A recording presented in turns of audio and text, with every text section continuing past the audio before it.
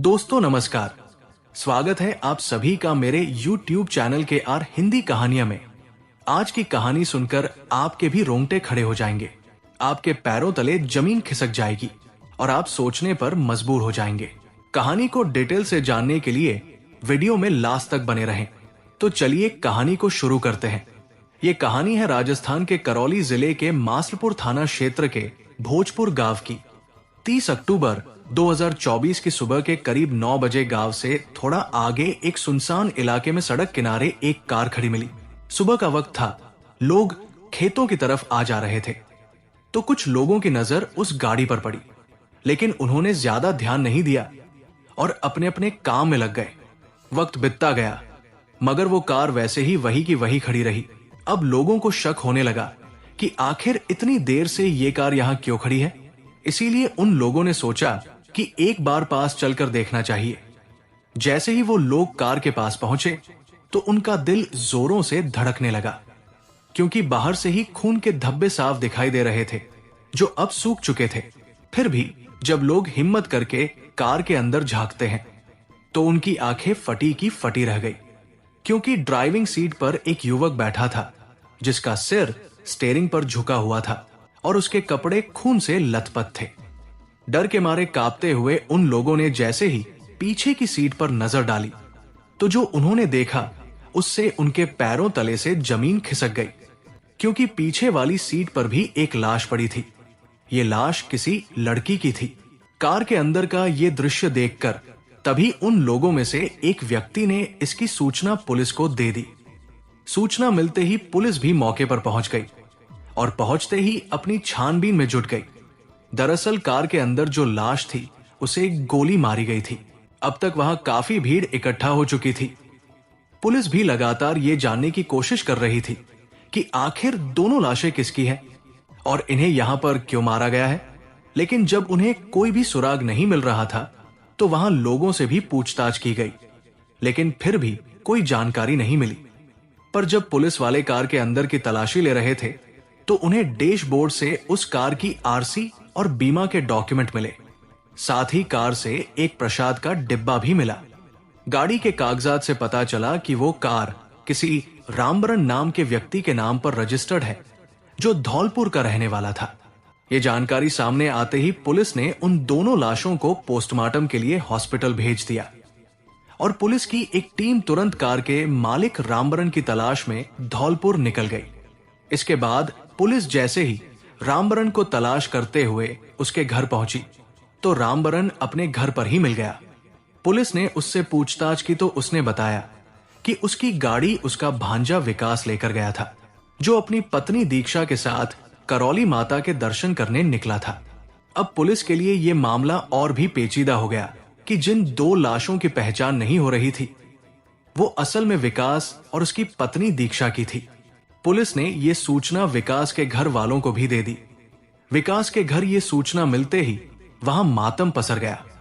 लेकिन जांच का सबसे बड़ा सवाल अभी भी बरकरार था कि अगर ये दोनों मंदिर दर्शन के लिए गए थे तो उनकी हत्या किसने और क्यों की।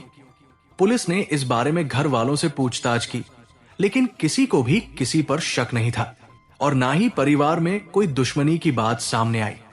अब पुलिस को किसी और सुराग की तलाश थी जिससे इस दोहरे हत्याकांड का सच सामने आ सके। पूछताछ में यह भी पता चला कि अभी 10 महीने पहले ही विकास और दीक्षा की शादी हुई थी और दोनों बहुत खुश थे। अब पुलिस को यहां से कोई खास सुराग नहीं मिले थे तो पुलिस ने करौली माता के मंदिर से ही छानबीन करने का फैसला किया। इतना ही नहीं बल्कि विकास और दीक्षा के मोबाइल की CDR भी निकलवाई गई। साथ ही करौली पुलिस ने 100 से अधिक CCTV कैमरे खंगाले तो CCTV कैमरे में पति पत्नी के साथ एक और युवक भी दिखाई दिया, जिसकी पहचान गांव इंटकी के धौलपुर निवासी चमन खान के रूप में हुई।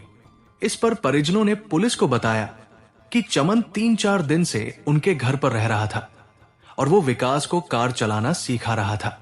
पुलिस चमन को उसके घर से उठाती है और पुलिस चमन से पूछताछ करती है। पहले तो वो इधर उधर की बातों में उलझाने लगा, यानी वो किसी भी सवाल का जवाब ठीक से नहीं दे रहा था, क्योंकि वो विकास और दीक्षा के साथ में ही गया था और विकास को ड्राइविंग नहीं आती थी। इसलिए जब उससे कड़ाई से पूछताछ की गई तो वो टूट गया और उसने जो हत्या का कारण बताया उसे सुनकर सब हैरान रह गए। उसने बताया कि उसने और विकास के मामा रामबरन ने मिलकर उन दोनों की हत्या की थी। फिर पुलिस ने विकास के मामा रामबरन को हिरासत में ले लिया और जब उससे कड़ाई से पूछताछ की गई तो उसने जो खुलासा किया वो और भी चौंकाने वाला था। रामबरन ने बताया कि मैंने ही अपने भांजे और उसकी पत्नी को गोली मारी है, लेकिन मेरी उनसे कोई दुश्मनी नहीं थी और ना ही मुझे उनसे कोई फायदा था, बल्कि मैंने ये सब सिर्फ अपनी बहन की बात रखने के लिए किया, क्योंकि मेरी बहन ललिता यानी विकास की मां ने ही मुझे ऐसा करने के लिए कहा था। यह खुलासा होते ही करौली पुलिस ने अछनेरा के गांव में शांता में दबिश डालकर विकास की मां को गिरफ्तार कर लिया।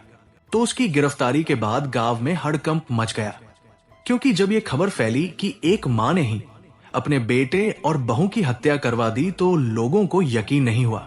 लेकिन जब वजह सामने आई तो सबके होश उड़ गए, यानी गांव वालों को भरोसा ही नहीं हो रहा था कि कोई मां इतनी बेरहम भी हो सकती है कि अपने ही बेटे और बहू की जान लेने की साजिश रचे। खैर, इसके बाद जब पुलिस ने ललिता से पूछताछ की तो पूछताछ में मां ललिता ने अपना जुर्म कबूल कर लिया, लेकिन उसने जो हत्या की कहानी बताई वो बहुत अजीब थी और उस कहानी पर पुलिस वाले भी यकीन नहीं कर पा रहे थे, क्योंकि कहानी ही कुछ ऐसी थी। दरअसल पूछताछ के बाद जो कहानी निकलकर सामने आई वो कुछ इस प्रकार थी। अछनेरा के गांव शांता में विकास अपने परिवार के साथ रहता था और अभी विकास की शादी नहीं हुई थी, फिर भी वो रंगीन मिजाज का लड़का था। तो उसके साथ कई लड़कियों के संबंध थे, जिसको लेकर उसके माता पिता काफी परेशान रहा करते थे, क्योंकि घर में और भी बच्चे थे जिन पर इन बातों का बुरा असर पड़ सकता था। तो इस वजह से माँ बाप ने कई बार समझाया भी था, लेकिन विकास पर किसी भी बात का असर नहीं हो रहा था। इसलिए बूढ़े माँ बाप परेशान थे, तो उन्होंने सोचा कि अब विकास की शादी कर देनी चाहिए, क्योंकि शायद जब बहू घर में आ जाएगी तो विकास खुद सुधर जाएगा। ये बात दिमाग में आते ही परिवार वाले उसके लिए रिश्ते की खोज में लग गए, लेकिन उन्हें सुंदर से सुंदर लड़की चाहिए थी, क्योंकि विकास के घर वालों को उम्मीद थी कि अगर बहू खूबसूरत होगी तो शायद विकास किसी दूसरी लड़की की तरफ ध्यान नहीं देगा। इसी वजह से थोड़ी खोजबीन के बाद एक लड़की मिल गई जिसका नाम दीक्षा था। दीक्षा न केवल खूबसूरत थी बल्कि पढ़ी लिखी भी थी, इसलिए विकास के माँ बाप ने बिना देर किए शादी पक्की कर दी और फिर फरवरी 2024 में विकास और दीक्षा की शादी बड़े धूमधाम से हो गई। अब बहू के घर आने के बाद सब कुछ ठीक ठाक चल रहा था, लेकिन घर वाले एक बात से हैरान थे। उन्होंने नोटिस किया, नोटिस नहीं बल्कि देखा भी है कि शादी के बाद भी विकास में कोई बदलाव नहीं आया, बल्कि वो पहले से भी ज्यादा अय्याशी करने लगा था, जिसकी वजह से एक दिन तो हद ही हो गई कि विकास की मां ने खुद उसे एक लड़की के साथ आपत्तिजनक हालत में देख लिया। ये देखकर उनके होश उड़ गए, यानी मां का दिमाग खराब हो गया। इसके बाद उसने सोचा कि इस बात को उसकी पत्नी दीक्षा को बता देनी चाहिए, क्योंकि वो उसकी पत्नी है, इसलिए शायद वही कोई रास्ता निकाल ले। मां ललिता दीक्षा के कमरे में पहुंच गई, लेकिन जब वो दीक्षा के कमरे में पहुंची तो उसके पैरों तले से जमीन खिसक गई, क्योंकि दीक्षा गांव के एक लड़के के साथ आपत्तिजनक स्थिति में थी।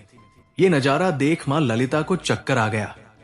यहीं से उसने तय किया कि वो बेटे और बहू दोनों को रास्ते से हटा देगी, क्योंकि घर में और भी बच्चे थे जिन पर यह सब बहुत गलत प्रभाव डाल सकता था, क्योंकि विकास की आदत सुधरने वाली नहीं थी और उसे सुधारने के लिए जिसे लाया गया था वो खुद भी उसी में लिप्त थी। इसलिए मां ने अपने भाई रामबरन के साथ मिलकर अपने बेटे और बहू को मारने का षड्यंत्र रचा। ये दोनों पिछले 2 महीने से दोनों को मारने की प्लानिंग कर रहे थे। प्लान के तहत रामबरन मामा ने कई बार विकास और दीक्षा को एक्सीडेंट या पानी में डुबोकर मारने की कोशिश की, लेकिन हर बार प्लान फेल हो गया।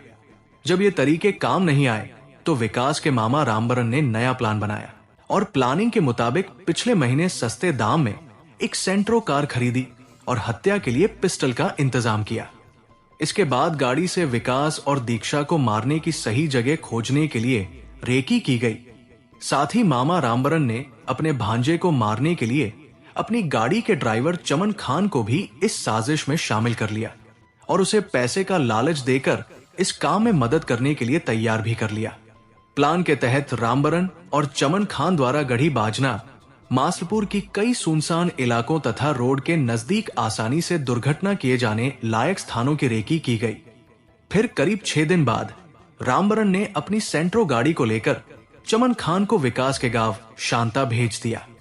चमन खान ने सेंट्रो गाड़ी से विकास और उसकी पत्नी दीक्षा को एक्सीडेंट में मारने का प्लान बनाया, लेकिन चमन खान एक्सीडेंट का सही स्थान नहीं मिलने के कारण अपने इरादों में सफल नहीं हो पाया। जब चमन किसी भी योजना में सफल नहीं हो रहा था तो रामबरन ने चमन खान से फोन पर बात की और कहा कि तुम विकास और उसकी पत्नी दीक्षा को कैला देवी मंदिर घुमाने के बहाने ले जाओ। इसके बाद चमन खान ने विकास और उसकी पत्नी दीक्षा को कैला देवी घुमाने का बहाना बनाया और 29 सितंबर को उन्हें साथ लेकर कैला देवी के लिए निकल पड़ा। और रास्ते में उसने रामबरन को फोन करके बता दिया कि सब कुछ प्लान के मुताबिक चल रहा है। इसके बाद फिर शाम होते होते विकास और दीक्षा ने कैला देवी के दर्शन कर लिए।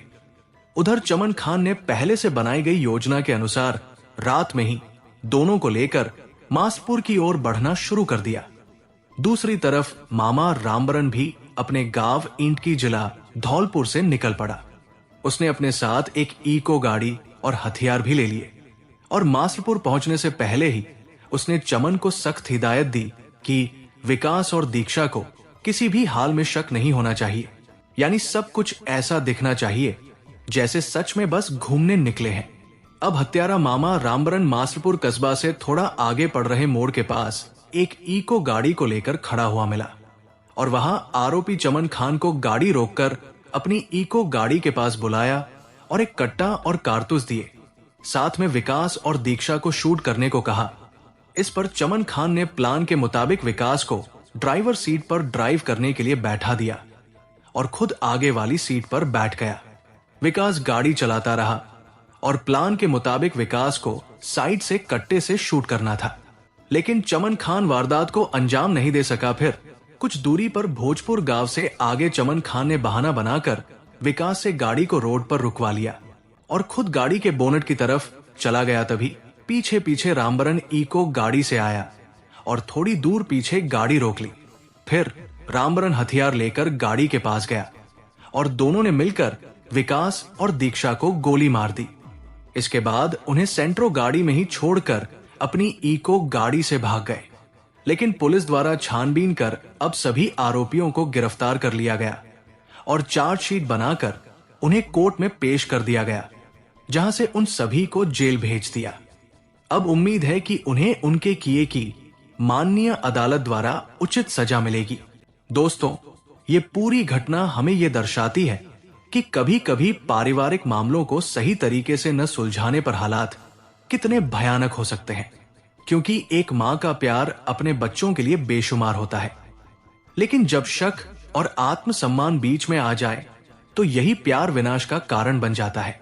अब सवाल उठता है, क्या मां ललिता ने जो किया वो सही था या और भी रास्ते हो सकते थे, या फिर गुस्से और बदले की आग में उसने वो कर डाला जो किसी भी हाल में नहीं करना चाहिए था।